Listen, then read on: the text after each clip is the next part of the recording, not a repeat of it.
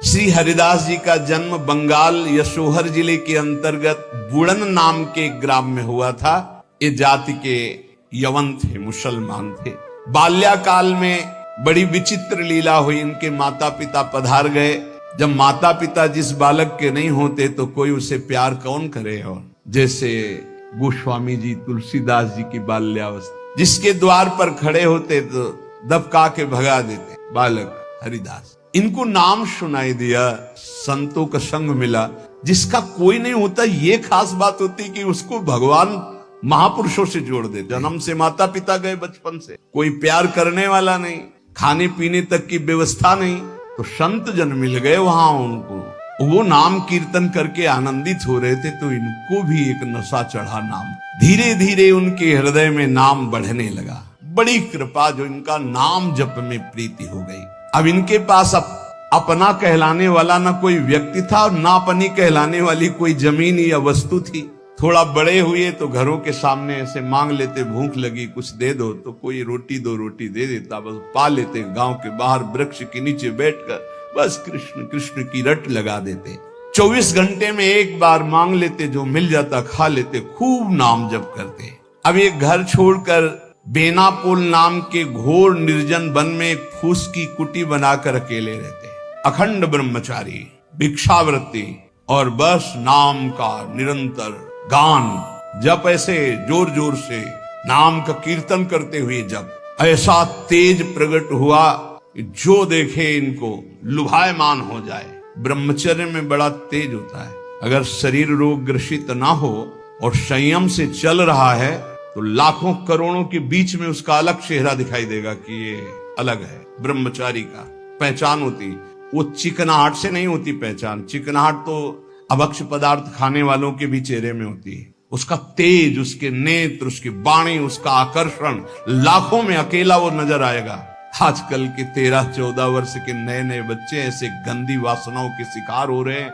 बड़ा हृदय पीड़ित होता है। छोटे छोटे बच्चों को गलत शिक्षाएं बच्चों से मिल गई या मोबाइल से मिल गई, सर्वस्व नाश कर रहे। जिस समय लावण्य प्रकाशित होने की नव किशोर अवस्था, उसी समय नष्ट हो जाते। जो देखता ठाकुर हरिदास जी को प्रभावित हो जाता। क्या दे दूं, ऐसा लगता क्या दे दूं, कैसे हमसे बात करें, ये हमारी तरफ हेर ले, नेत्र नीचे, बस नाम चल रहा है। जब भिक्षा के लिए जाते तो प्रभावित होकर लोग, एक समय था कि दबका देते, एक समय था मांगने से एक आध रोटी, लोग हाथ जोड़े खड़े रहते, हमसे ले, हमारे पास बैठ के पालो। पर इनका भगवान नाम चल रहा है। ना बोलना किसी से, ना नाम का तार टूटना, बस धीरे धीरे निरंतर नाम उच्चारण करते हैं। भगवान नाम का इतना प्रभाव पड़ा कि जहां वो बैठ जाते वो स्थान पवित्र हो जाता, वहां लोगों को शांति मिलने लगती। ये प्रभाव होता है। इनका यश फैलने लगा दूर दूर तक। अब लोग इनके दर्शन करने के लिए आने लगे। तो जब लाखों की श्रद्धा होती तो 10-5 ऐसे दुष्ट स्वभाव के होते हैं कि उनको ईर्ष्या होती, जलन होती है, अपने आप होती। महापुरुषों से उनको जलन होती है। भगवान की लीला होती है। क्या लीला होती है? डंडे में ही झंडा फहराया जाता है। तो ये जो दुष्ट लोग ईर्ष्या करके भक्त को सताते हैं, ये डंडे का काम करते हैं, उनका यश फहराते हैं। जो दुष्ट और ईर्ष्यालु लोग हैं उनको असह्य हो गया यश। लाखों लोग जब हरिदास जी के दर्शन के लिए हो, तो उसमें से ऐसे भी लोग थे जिनके भारी ईर्ष्या पैदा हुई, कैसे इनको नष्ट किया जाए। ये ऐसे होते हैं ईर्ष्यालु। पूज्य उड़िया बाबा का जब वृंदावन में यश प्रकट हुआ तो कुछ लोगों ने चंदा इकट्ठा करके बाबा की बीच सत्संग में नाक काटने के लिए आदमी तय किया। वो आदमी चाकू छुपा के गया प्रणाम करने की मुद्रा, और ऐसे जीव तो वहां उनके पार्षद जो मोरछली डुला रहे थे बहुत सावधान, तत्काल पकड़ते पकड़ते चावल भर नाक में चाकू चले। बाबा उनको तत्काल एकांत लायक गुफा में ले गए और कहा, भैया हमने कभी कोई कटु वचन आपको कहा क्या? तो रो पड़ा। बोले, बाबा पैसे में, गरीब आदमी हूं मैं, पैसे में बिक गया। मुझे अमुक ने इतने रुपए दिए हैं और कहा इसके बाद इतने रुपए और देंगे। मैं हाथरस का हूं, मैं गरीब आदमी हूं, केवल पैसे के लिए काम। मैं आपको नहीं जानता था और हमसे कहा गया कि जाइए और ऐसा कर। बाबा मुझसे बहुत गलती। बाबा ने कहा कोई बात नहीं है, कुछ पैसे अपनी तरफ से दिलाए और कहा हाथरस की गाड़ी में बैठा के आओ। अपने जनों से कहा कसम हमारी है अगर इसको एक शब्द भी कहो, तो सम्मान पूर्वक उसे हाथरस सुरक्षित भिजवा दिया। अकारण द्वेष मानने वाले पैदा हो जाते हैं जब किसी का यश होता है। कैसे इनका यश नष्ट हो। ये ईर्ष्यालु एक रामचंद्र खां नाम के बड़े जमींदार थे। यार हमारे पास तो जमीन रुपया पैसा कोई नमस्कार नहीं करता है, दो रोटी मांग के खाने वाला नाम जपा इसको जिसको देखो प्रणाम करता चल। ये लगता है कौन भाई? बोले बाबा जी। मतलब बाबा जी तो एक लगता है क्या यार, मतलब बाबा जी क्या है? उसको लगा मैं जमींदार हूँ, रुपया है पैसा है, हमें तो कोई नमस्कार नहीं करता है, इसको जो देखो नमस्कार कर रहा है, कैसे इसका यश नष्ट करूं। तो पहला बाण होता है कामिनी। जब कभी किसी को नीचा दिखाना होता है, ऐसा होता है जब कभी किसी का यश होता है तो विविध प्रकार की माया के पार्षद अपना प्रयास करते हैं। तो उसने विचार किया कि इसका कैसे नाश किया जा सकता है, कैसे नीचा दिखाऊं, इसके बड़े हुए यश को कैसे मिट्टी में मिलाऊं। जमींदार तो था ही, पैसे थे ही। उसने विचार किया कि इनके पतन करने के लिए इनका पतन भी करूं, उपहास भी करूं, दोनों बातें हो जाएंगी। उसने नवीन अवस्था की वैश्या दो जो उसके परिचय में थी, उनमें से एक को देखा जो बहुत प्रवीण, बहुत सुंदर, बहुत चालबाज, चतुर। उसे कहा जितना रुपया चाहोगे उतना देंगे, बस इनकी कुटिया में जाओ, इनको पतित कर दो, फिर हम अल्लाह मचा देंगे और तुम हाँ बोल देना। वो पैसे में बिकने वाली उसको तो क्या, पर सीमी की चाप सके को उताशु, बड़ रखवार रमापति जासु। जिसके बड़े रक्षक भगवान है उसको कौन पतित कर सकता है, नीचा दिखा सकता है। एक बार गदाधर भट्ट जी का बहुत बड़ा यश फैला हुआ था। जब वो सत्संग करते तो हजारों लाखों लोग सत्संग का आनंद लेते। तो उसमें एक कल्याण सिंह नाम के जमींदार धनी मानी आते थे। अब सत्संग में संयम की चर्चा होती, तो जब से सत्संग सुना उन्होंने अपनी पत्नी से बात नहीं किया। गृहस्थ धर्म का जो संयोग है उन्होंने बात ही नहीं। पत्नी ने देखा कि हमारे वर्षों होते जा रहे हैं और हमारे पति हमारे हाथ से गए। यद्यपि उनके सौम्य बर्ताव, बड़ा साधुता का बर्ताव, पर वो काम से पीड़ित होकर के हमारे जीवन में आग लगाने वाला एक गदाधर भट्ट जी हैं। अगर ये कथा न करते तो हमारे पति का स्वभाव न बदलता और हमारा जीवन गृहस्थ धर्म नष्ट न होता। देख लेंगे हम इनको। और वो जमींदार धन था। एक भिखारिन गली में जा रही थी मांगते हुए, बुलाया उसको और गर्भवती थी। बोले तुम्हारे गर्भ का खर्चा, परिवार का खर्चा जब चाहोगे उतना धन देंगी, बस एक बात है। उसने विचार किया कि अगर गदाधर भट्ट पर अश्रद्धा हो जाएगी तो मेरे पति पुनः वापस हमें मिल जाएंगे, क्योंकि उन्हीं की बात पर वो आकर के ब्रह्मचर्य रह रहे हैं, संयम से रह रहे हैं। बोले तुम कथा के बीच में जाओ और कह दो जब ये नहीं था तब तो खूब आते थे और जब ये दे दिया तो आने बंद कर दिया, आप क्या व्यवस्था होगी इसकी, बस इतना तुझे बोलना है। वो जानती थी इतना बोलेगी कि लाखों की अश्रद्धा हो जाएगी। खूब सत्संग का रंग जमा हुआ था। इतने में वो आई और ऐसे सामने खड़ी हो गई। सब लोग आश्चर्यचकित। थोड़ा अच्छा कपड़ा पहना दिया था उसको। उसने कहा महाराज अब तो प्रवचन में लग गए, जब गर्भ नहीं था तो खूब आते थे और जब गर्भ रह गया तो अब आए नहीं, इसका पालन कौन करेगा।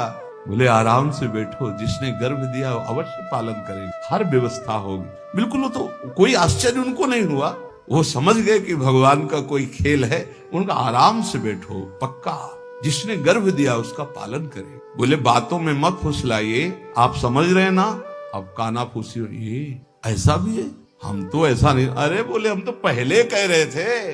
अब उनमें जो तर्क वाले, संशय वाले थे उनके गुट होने लगे, चर्चाएं होने लगी।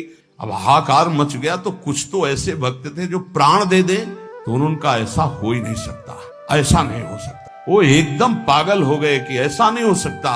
इसके बाद धीरे से सामने से गए, उसको इशारा किया बैग के लिए। वो उठी, पीछे आई। सत्य बोल, अगर सत्य नहीं बोली तो उसने कहा कि हमें क्षमा किया जाए। जब भय चारों तरफ से 50 आदमी श्रद्धालु कि मैं मर सकता हूं लेकिन मार नहीं सकता, ऐसा समझ गई कि मार डाली जाऊंगी। तो उसने कहा एक कोई कल्याण सिंह है इनमें कथा सुनने वालों में। तो राजपूत थे तो तलवार सब। वो हाँ मेरा नाम। बोले तो आपकी पत्नी ने इतनी हमको स्वर्ण मुद्राएं दी है और इतनी बाद में देने, केवल ये बोलने को कहा था, सो मैं बोल चल सभा में बोल। सभा में बुलवाया और भागे अपनी पत्नी के। गदाधर भट्ट जी ने कहा यही कथा सुना। अरे वो तो विकार से पीड़ित हो रही, तुम तो सत्संगी हो, धैर्य धारण को कुछ नहीं। क्या ये भगवान की अनुकूल प्रतिकूल माया की लीलाएं होती रहती। शांत पुनः सत्संग। और कहा मैं वचन दो हमारे सामने कि तुम अपनी पत्नी को एक शब्द भी नहीं कहो। और देखो गृहस्थ में संयम का ब्रह्मचर्य रहा जाता है, उसमें अखंड ब्रह्मचर्य नहीं रहा जाता। पानी ग्रहण किया है तो संयम पूर्वक, जितना आप प्यार पूर्वक संयम से ब्रह्मचर्य रहो, फिर गृहस्थ धर्म का समझाया उनको। तो बड़े बड़े महापुरुषों के जीवन में होता है। रामचंद्र खां ने एक वैश्या से कहा तुम जितना रुपया मांगोगे देंगे, इनको भ्रष्ट कर दो, फिर हल्ला मचा देंगे, फिर इनका सब यश धूल दूषित हो जाएगा। पर उनको ये नहीं पता था कि ये भगवान के दास हैं, इनकी सुरक्षा स्वयं भगवान करते हैं।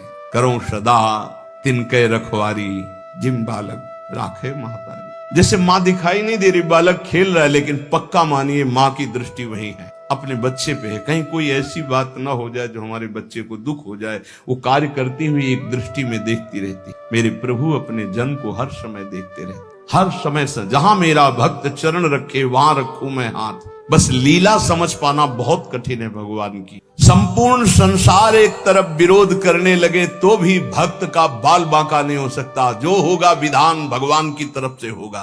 पर नीच पुरुष अपनी नीचता से बाज नहीं आता। उसने 16 वर्षीय वैश्या को, जो बड़ी रूपवती थी, बड़ी प्रवीण थी, चालबाज थी, चतुर थी, उसको खूब श्रृंगारित करके भेजा, जाओ और उनको भ्रष्ट कर दो। जंगल में रहते थे। उसको भी गर्व था कि कोई ऐसा पुरुष पैदा नहीं हुआ जिसको मैं चाहूं और भ्रष्ट न कर सकूं। पर उसको क्या पता था कि परम पुरुष का दास ऐसा होता है। हरिनाम में डूबे हुए श्री ठाकुर हरिदास जी उसकी कुटिया में गए। ठाकुर हरिदास जी ने कृष्ण शांत बैठे हो अपने कृष्ण कृष्ण, बार बार बोलना चाहती कुछ बात कर, हरे कृष्ण। सुबह से गई पूरी शाम हो गई कृष्ण कृष्ण। जहां वो कुछ बात करने को होती, मां हमारा नाम पूरा हो जाए, फिर वहां 1000-2000 नाम थोड़ी, लाखों की संख्या में 3 लाख नाम तो जोर जोर से जब। वो बार बार बैठी उनकी मुख कांति को देखती रहती, बैठी रही। शाम हुई, सोचा रात्रि में बात तो हो ही जाएगी। वैसे तो 3 लाख नाम जप करके फिर लघु शंका आदि कभी उठते, आज उठे ही नहीं। पूरी रात्रि भी नाम चल रहा है। वैश्या फिर गई, श्रृंगार वंगार करके फिर दोबारा आई, फिर नाम कीर्तन। जब बीच में बोलने की बात करती तो हरे कृष्ण। कितनी कृपा वैश्या की, ऐसे महापुरुष को बराबर देख रही, उनका नाम सुन रही। तीसरे दिन एकदम विचलित होकर के, आप हमसे बात क्यों नहीं करते? रुके, हाथ जोड़ा और कहा आपसे अच्छे से बात करूंगा। हमारी नाम जप की अभी संख्या पूरी नहीं हुई, उसको पूरी हो जाए। ऐसे अमृतमय वचन की हृदय एकदम हाय मत, ये क्या? वैसे मैं पापनी हूँ, नीच हूँ, गंदा आचरण करती हूँ, ऐसे महापुरुष के लिए गंदी बात सोच रही। 3 लाख नाम की फिर तार चल पड़ा। हरे उच्च स्वर से रोने लगी, वो शुरू हो गई हरे। साथ में हरिदास जी ने देखा, हाँ अब क्या महापुरुष प्रभाव। हरिदास जी अब बोले, हाँ अब बात कर सकते। तो बात करने लायक नहीं। अश्रुभ प्रवाह चल रहा था और कृष्ण नाम चल रहा था। उठी और चरणों में लौट गई, का धिक्कार है मुझ निज पापनी को कि आप जैसे महापुरुष के लिए मैंने गंदी बात सोची, मुझे क्षमा कर दीजिए। चिल्ला चिल्ला करके रोने लगी। उन्होंने कहा दुखी नहीं होना, मेरे प्रभु तुम पर बहुत कृपा की। वो आंखों से आंसू बहाती जा रही, गदगद कंठ से कह रही, पतित पावन आप मुझे स्वीकार कर लीजिए, मैं आपकी चरणों की दासी हूं। आप तो अहेतुकी कृपा करने वाले परम दयालु हैं। आप पात्र और अपात्र का विचार न कीजिए, मुझ जैसी नीच को स्वीकार कर लीजिए। और चिल्ला चिल्ला के रोने लगी। हरिदास जी ने कहा जो नाम सुन रहा है वो नीच कैसे हो सकता? उन्होंने कहा आप मुझे जानते नहीं, मैं वैश्या हूं, मैं लोक निंदित हूं, मैं बहुत ही गंदी हूं, मैं खोटी बुद्धि से आपको भ्रष्ट करने आई थी।